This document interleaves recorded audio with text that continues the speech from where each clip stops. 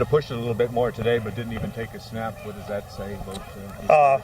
Well, we had made a decision yesterday after practice that, give him one more day of rest. Tomorrow, like I said, day 3 is the day that really knows, It's football. It's not like we're changing every play. Darian knows the playbook. We'll see how he goes tomorrow. So, and he was a guy, a name that came across the desk that we thought that we want to evaluate. So he's in the evaluation process right now. He kind of compliments Corey a little bit. Would you like to see more of that thunder and lightning kind of thing? I mean, I know Corey's your feature back, but is it, would you like to have that difference, that contrast? Well, we have plays for Jock, and like I said, the thing is I wouldn't want him to be, because I think then you take a little bit more from Corey if we decide to go Jock full-time running back. I think Jock is doing a good job in the role that we was giving him when we asked him in the backfield.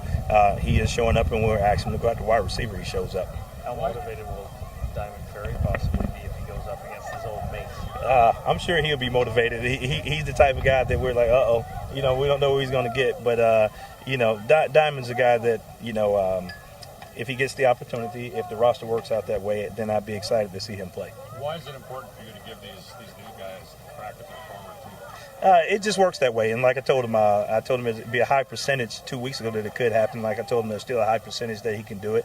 It's just moves that we may have to make on the roster, but it depends on, what the O tells me and what the special teams tell me for me to make that final decision on whether they can do it. But the most important thing is, it brings that extra fire. Those guys are going to make sure that, they're playing full speed with something to prove. So, it helps. Are guys like Ferry and Waldo beneficial when you're game planning against Anthony Calvillo? I've played against them, coached against them a lot. Last year we played him 4 times. So Anthony's not very new to me, and I've been in the East before. Those guys, they can help you, but trust me, everybody knows Anthony. He's going to complete all his balls, so it doesn't matter. When a guy has decided that he's moving on and he's going to become a guidance counselor at a high school, what's the biggest thing to get him back into being a football player? That's a tough question. That's really more so for him. The biggest thing is I think, they probably still have that fire and wanting to win a championship, and they think it's there.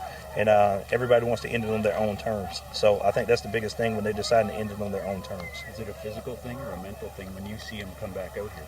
Oh, he looks like he shouldn't have left, to be honest with you. I mean, he's a good player, and every team has to make their own decisions. But right now, at this point, when I see Diamond, I'm very pleased with what I see in him. Darian or Drew, how important is it for the O-line to keep him clean, whoever it is? They do a lot of stuff. Jeff Reinbold is, he mixes matches it pretty good. He does some things. Those guys have to protect whoever the quarterback is. We got to make sure that, they have a good secondary, a good front. We just have to make sure that, we don't make too many mistakes and we don't hold the ball too long to give those guys time to get there. How much has that trade paid off in the offseason for Xavier Fulton at left tackle? It was pretty good. When we made it, we thought that he was a guy that can help us. And, he has his ups and he has his downs, but he's holding that spot down pretty good for us.